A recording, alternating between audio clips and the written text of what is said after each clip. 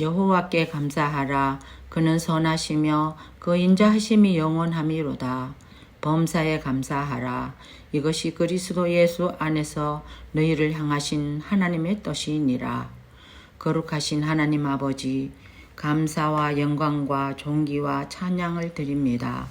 우주 만물을 창조하시고 빛과 강명을 두시고 땅 위에 각종 곡식과 채소와 열매를 있게 하시며 때에 따라 이른 비와 늦은 비 또한 단비를 주시며 추수할 때에 풍성한 수확을 거두게 하시며 날마다 우리에게 일용할 양식을 주시는 하나님 아버지 감사합니다.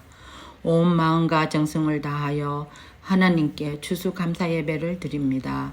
감사로 드려지는 이 예배 시간 온 마음과 정성으로 온전히 드려지게 하옵소서. 지금 이 시간까지 도우시고 지켜주시는 하나님 아버지, 이 예배를 축복하여 주옵소서. 우리가 세상의 질병과 어려움에도 굳건하고 담대하게 살아낼 수 있도록 도와주시는 주님의 은혜로 늘 기쁨으로 평안으로 사라지게 하시니 감사 또 감사드립니다. 하나님 아버지, 추수할 때에 주님이 택하신, 주님이 찾으시는 알곡의 자녀들이 저희들이 이 길을 간절히 기도합니다.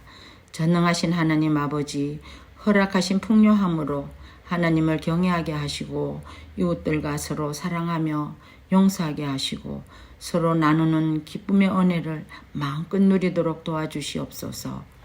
좋으신 아버지 하나님, 부족하고 부족한 우리의 심령들 하나님 아버지 자녀 삼아 주셔서 기도 들을 수 있도록 허락하심을 영원 무한 감사드립니다.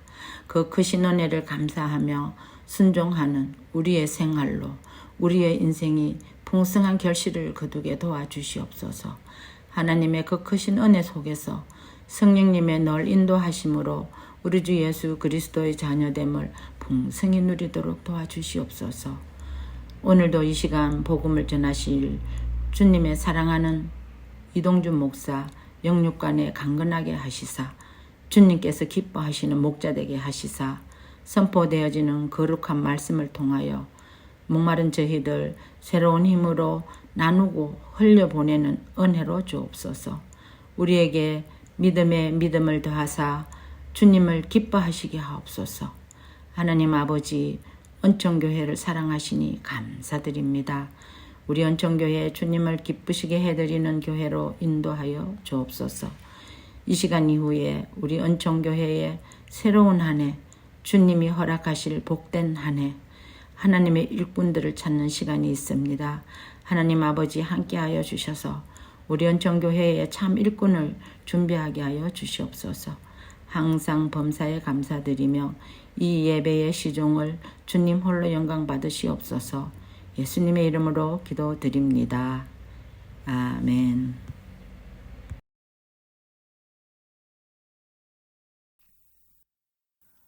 나는 전능하신 아버지 하나님 천지의 창조주를 믿습니다. 나는 그의 유일하신 아들 우리 주 예수 그리스도를 믿습니다. 그는 성령으로 잉태되어 동정녀 마리아에게서 나시고 본디오 빌라도에게 고난을 받아 십자가에 못 박혀 죽으시고 장사된 지 사흘 만에 죽은 자 가운데서 다시 살아나셨으며 하늘에 오르시어 전능하신 아버지 하나님 우편에 앉아 계시다가 거기로부터 살아있는 자와 죽은 자를 심판하러 오십니다. 나는 성령을 믿으며 거룩한 공교회와 성도의 교제와 죄를 용서받는 것과 몸의 부활과 영생을 믿습니다. 아멘.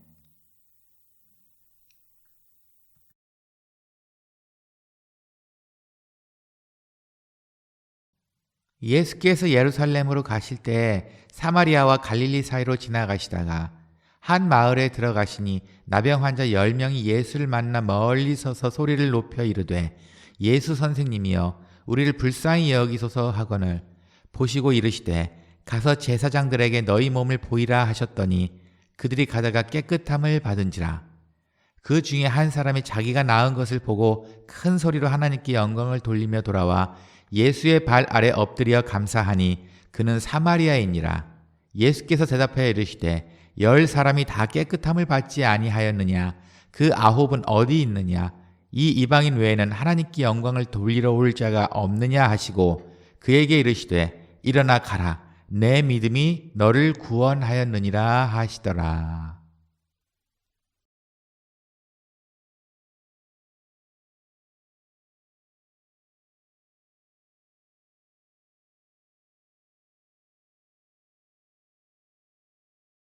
누군가 우리 이름을 부르면 우리는 대답을 합니다. 네, 나를 부르는 소리를 분명히 들었기 때문에 당연히 대답을 합니다. 이와 비슷하게 어떤 누군가로부터 은혜를 입었을 때 이 선물을 받는다던가 도움을 얻는다던가 또는 맛있는 음식을 대접받았을 때 자연스럽게 감사를 하게 됩니다. 하지만 분명 뭔가 호의를 받았음에도 불구하고 감사하지 않을 때가 있는데요. 한 4가지로, 짧게 4가지로 먼저 이야기를 나눠보고자 합니다.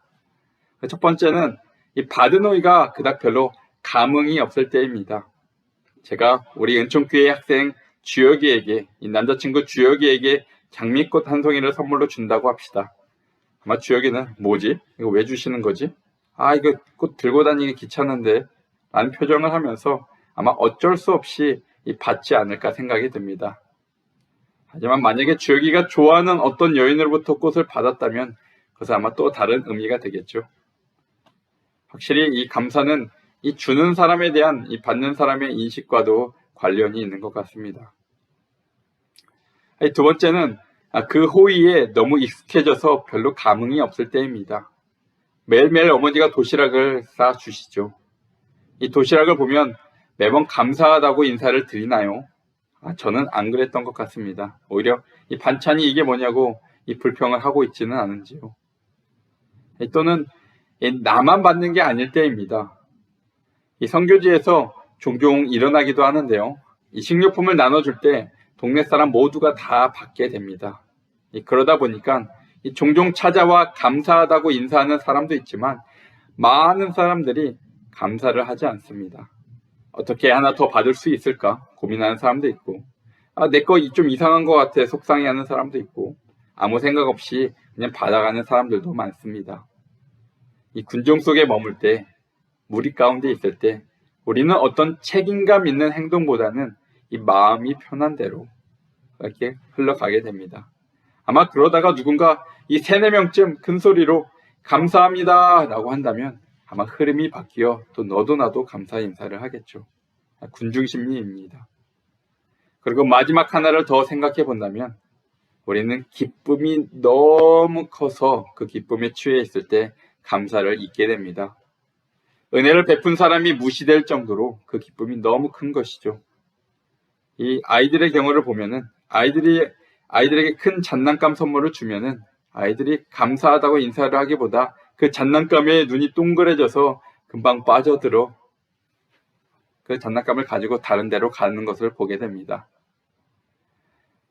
누군가 이름을 부를 때 당연히 대답을 해야 하는 것처럼 누군가에게 은혜를 입을 때 당연히 감사가 뒤따라야 합니다. 하지만 감사하지 못하는 이유들이 있는데요. 짧게 4가지를 말씀드렸습니다. 그닥 필요 없을 때, 아니면 그 호의가 익숙해졌을 때, 아니면 나만 받는 게 아닐 때, 그리고 아니면 그 기쁨에 너무 집중할 때입니다. 이 4가지를 말씀드렸지만 사실 공통적으로 이 4가지는 한 가지 원인을 가리킵니다. 바로 은혜를 베푸는 그 대상은 사라지고 자기 자신에게 온 신경이 쏠려 있기 때문입니다. 결국 감사하지 않는 것은 상대방을 인정하지 않는다는 증거가 됩니다. 상대방은, 이 은혜를 베푼 상대방은 사라지는 것이죠. 그래서 김현승 시인은 기독교 시인인데요. 이렇게 말했습니다. 감사는 내가 누구인가를, 그리고 주인이 누구인가를 깊이 아는 마음이다. 마음 깊숙한 곳에서 은혜를 베푸는 상대방을 인정하기 시작할 때 그때서야 이 진짜 감사가 나옵니다. 그래서 감사는 해야 하는 것, 우리가 아이들에게 야, 감사해야지, 땡큐라고 얘기해야지 하는 가르쳐서 해야 하는 것이 아니라 은혜를 베푸는 대상에 대한 내 마음의 진실한 반응입니다. 그래서 만약 부모가 옆에 있는 자녀를 바라보며 아니면은 이 부부가 옆에 있는 이 상대방을 바라보며 내 옆에 있어줘서 고마워라고 말했다면 그것은 그 사람을 바라볼 때 행복감을, 그에 대한 이 진실한 마음이 고마워라는 표현으로 나온 것이죠. 아마 자녀가 아니면 상대방이 내 마음에 행복과 위로를 주는 대상으로 인식되기 때문입니다. 그래서 아이들에게 야 너희들 감사해야지 라고 이야기하는 것은 사실 예절을 가리키는 행위입니다. 물론 감사에 대한 교육도 중요합니다. 워낙 우리가 자기 중심적이다 보니 억지로라도 이 감사를 함으로써 우리 시선을 잠시나마 상대방에게 돌리게 됩니다. 그것을 가르치는 것이죠. 하지만 진짜 감사는 예절이 아니라 그 마음에 있습니다. 내가 누구인지를, 그리고 주인이 누구인지를 깊이 아는 마음, 즉 상대방을 인정한다는 칭표가 감사입니다. 우리 한번 지금 옆에 누군가와 함께 예배를 드리고 계시다면 이렇게 한번 인사를 해볼까요? 내 옆에서 함께 예배 드려줘서 고마워. 내 옆에서 함께 예배 드려줘서 감사합니다. 인사해볼까요? 네, 이 중에는 진실로 그런 마음에서 고백을 하는 분들도 계실 것이고 그냥 시키니까 하는 분들도 있을 것 같습니다. 그래도 우리는 이 사람인지라 비록 형식적일지라도 감사를 받으면 기분이 좋아집니다. 이 상대방의 마음을 모르니 이 사람이 나를 좋아하나 착각하면서 하는 것이죠. 하지만 진짜 감사는 이 마음으로부터 상대방을 인정하는 것이라는 것을 잊지 말으시길 바랍니다.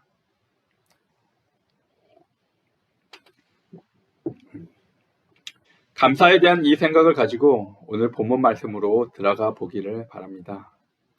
이 6월절이 다가오면서 우리 주님의 마음은 참으로 어려우셨습니다. 이번 6월절에 예루살렘에서 십자가를 지실 것을 아셨기 때문이죠. 그 길은 하나님의 어린 양으로서 이 드려질 제단을 향해 나아가는 매우 두려운 길이기도 합니다. 누가복음 17장 11절은 그 여정의 시작을 알립니다. 예수님께서 갈릴리와 사마리아 사이에 나신 길을 택하셨다고 합니다. 그리고 그 길을 가시다가 현재는 브리킨으로 알려진 한 산 중턱에 위치한 마을에 들리셨는데요. 그곳에는 10명의 나병 환자들이 격리된 곳입니다. 이스라엘에서 이 한센병이라고도 하는 이 나병이 걸리면 부정환자로 취급을 당합니다. 그리고 사람들과의 접촉을 피해야 했기 때문에 철저히 격리되었습니다. 예수님께서 굳이 이 마을에 들리신 이유를 찾는다면 아마도 이들을 만나기 위해서이지 않으셨을까 추정을 해봅니다. 예수님께서 10명의 나병 환자들을 만나셨는데요. 그들은 멀리 서서 이렇게 외칩니다. 예수 선생님이여 우리를 불쌍히 여기소서. 그들은 다른 사람들처럼 자유롭게 돌아다닐 수 없었기 때문에 이번은 좋은 기회입니다. 이 소문으로만 듣던 예수님이 그들의 산골 작은 마을에 찾아오신 것입니다. 그들의 소리를 들으시고 주님께서 이렇게 말씀하십니다. 제사장들에게 너희 몸을 보이라. 그들은 그 말씀을 듣고 순종하여 제사장에게 나아갑니다. 그리고 그 가는 길 가운데 완전히 치유가 되죠. 예수님께서 그들을 보낸 지 얼마 있다가 그 10명 중 한 사람이 예수님께 나와 발 앞에 엎드려 감사를 드립니다. 그 한 사람은 유대인이 아니라 사마리아인이었습니다. 원래 유대인과 사마리아인들은 같이 있지 못하는데 이 나병 환자들이기 때문에 아마 같이 지냈던 것 같습니다. 주님께서 말씀하십니다. 10사람이 다 깨끗함을 받지 아니하였느냐? 그 9은 어디 있느냐? 이 이방인 외에는 하나님께 영광을 돌리러 돌아온 자가 없느냐? 이 말씀 가운데 9명의 다른 문둥병자들은 모두 유대인이었을 것이라 추측을 해봅니다. 그 9은 어디 있느냐? 그 9도 분명히 가는 길에 치유를 받았습니다. 하지만 그들은 이 사마리아인과 달리 그들의 유대 땅에 있는 제사장에게로 곧장 향했습니다. 서론에서 우리가 감사하지 못하는 이유를 몇 가지 들었는데요. 아마 이들에게 아마 세 번째, 네 번째 경우가 해당되지 않을까요? 어쩌면 그들 중에서 감사하러 가야 하는 것 아닌가 생각이 든 사람도 있을 듯합니다. 하지만 9명이나 되다 보니까 우리 어서 빨리 제사장에게 가서 우리 깨끗함을 확인받자라는 그런 주장이 큰 흐름이었을 것 같습니다. 제사장이 가까이 있는 마을에 있는 것이 아니니 제사장에게 가는 길은 꽤 시간이 걸리는 일입니다. 아마도 그 다음날 감사하러 그 마을에 온 사람이 있었을까요? 아마 있었을 수도 있습니다. 하지만 이미 늦었죠. 예수님께서는 이미 예루살렘으로 다시 출발하셨습니다. 또 한편으로는 그 기쁨이 너무도 커서 그 기쁨에 취해 있지 않았을까요? 수년간 헤어진 가족을 다시 만날 수 있게 됩니다. 자녀를 만날 수 있고 사랑하는 어머니를 다시 안을 수 있습니다.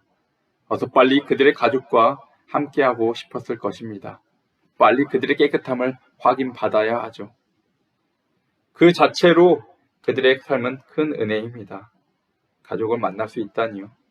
하지만 그들의 눈앞에 있는 더 소중한 것을 사실 놓친 것이죠. 주님께서는 그의 능력을 사용하셔서 꽤 많은 이들을 고치셨습니다. 하지만 그들 모두에게 특별한 이 구원의 선포가 주어진 것은 아닌데요. 내 믿음이 너를 구원하였다 라는 구원의 선포는 주님 앞에 간절함으로 진실함으로 나왔던 자들에게 선포된 말입니다. 치유의 기적 그 자체로 그들에게는 큰 축복이지만 사실 그것이 본질이 아닙니다. 그들은 그 기적에 매료되는 대신 그 기적을 베푸신 주님을 발견했어야 합니다. 기적의 본질은 바로 하나님 나라를 상징하는 예수님입니다. 사람들은 자신들만의 아픔을 가지고 예수님을 찾습니다. 그 이름에 능력이 있어 때로 기적을 경험하기도 합니다. 하지만 그 기적에 취해 많은 사람들이 예수님을 놓치게 되죠. 왜냐하면 예수님께서는 그 자리에 머물러 계시지 않고 예루살렘으로 나아가시기 때문입니다. 예수님의 제자 베드로는 그가 배에서 고기를 잡을 때 2번 주님의 기적을 맛보았습니다. 고기를 하루 종일 못 잡고 있었는데 주님의 말씀에 수많은 고기를 잡게 되죠. 하지만 그 즉시 한 번은 베드로는 이 주님 앞에 무릎을 꿇었고 이 다른 한 번은 배가 육지에 다다르기도 전에 뛰어내려 주님께 달려갔습니다. 기적 자체가 아니라 그는 주님만을 바라보았기 때문에 바로 그는 하나님의 나라를 누구보다도 먼저 소유한 자입니다. 그리고 오히려 기적을 경험하지 못했지만 그 아픔 가운데, 고통 가운데 주님을 발견한 이들도 있습니다. 제가 담당했던 교구에 한 젊은 부부가 있었습니다. 이들 부부는 모두 모태신앙으로 교회에 꾸준히 출석하였는데요. 하지만 교회에 출석하면서도 아직까지 하나님을 진지하게 찾은 적은 없었습니다. 그러다가 그들의 뱃속의 아기에게 심각한 문제가 있음을 발견하게 됩니다. 그때부터 그들은 하나님을 부르짖으며 은혜 베풀어 주시기를 간절히 기도합니다.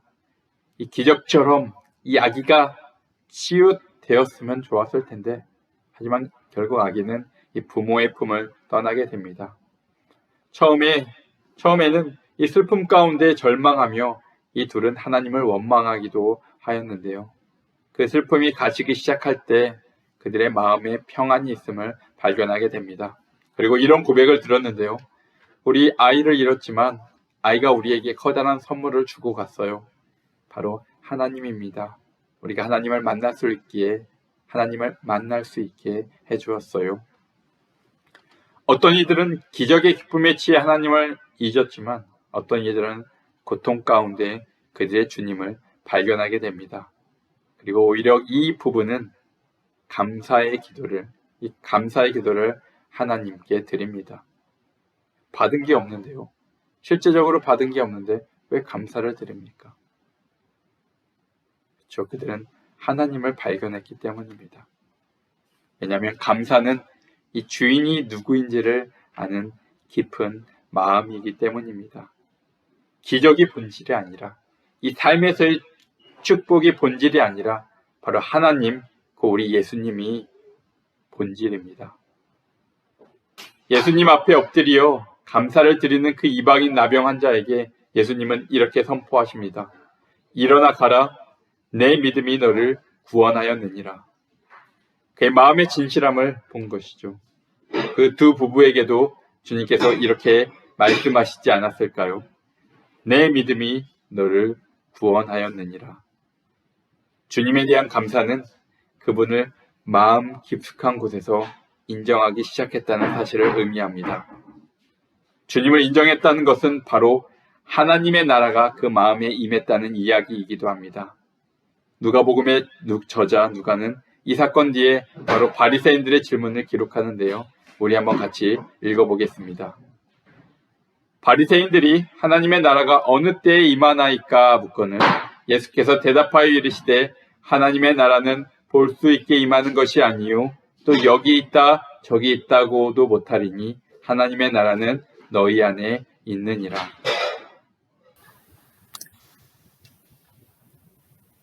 하나님의 나라는 너희 안에 있느니라.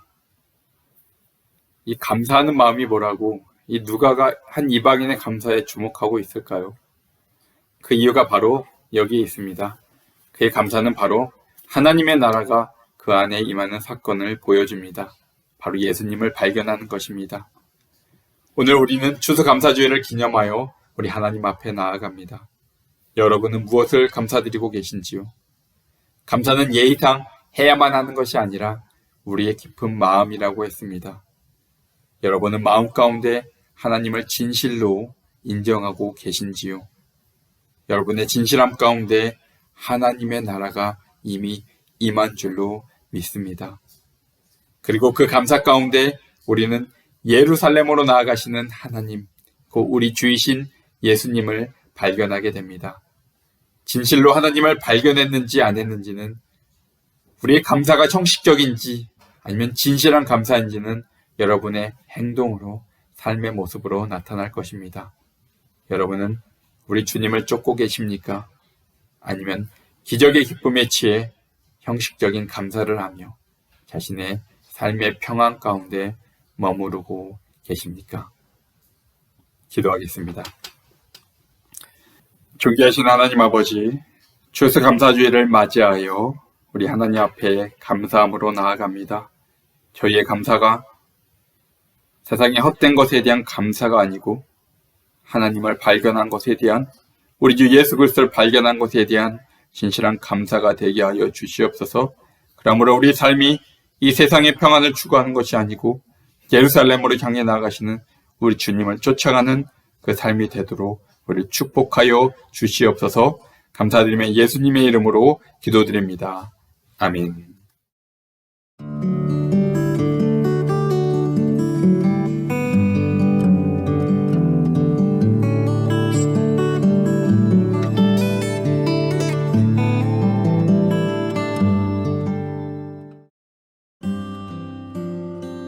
교회 소식입니다. 남은 2022년 지혜롭게 마무리하시길 바랍니다. 자녀들의 연말 시험이 진행 중입니다. 좋은 열매를 맺을 수 있도록 노력과 기도 함께 합시다.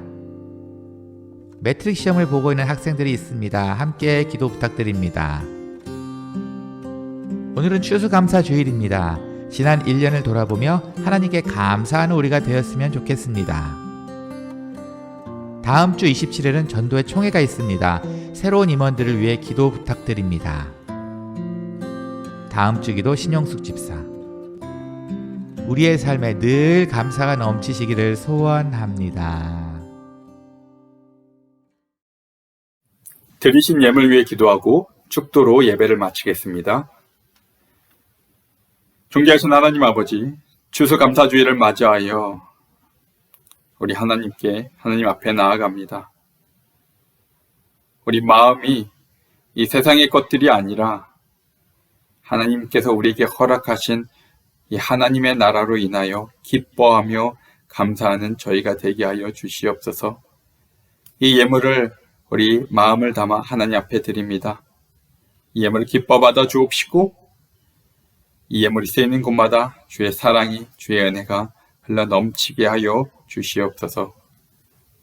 지금은 우리 주 예수 그리스도의 은혜와 하나님의 그 크신 사랑과 성령의 교통하심이 하나님의 도우심을 간절히 원하며 부르짖는 백성들 머리 위에, 하지만 그 가운데서 기적이 아니라 하나님, 기적을 베푸시는 하나님께 집중하며 하나님을 발견하며 천국을 소유하는 주의 사랑하는 백성들 머리 위에, 그리고 사랑하는 주의 은총교회 머리 위에 지금으로부터 영원토록 함께 있을지어다. 아멘.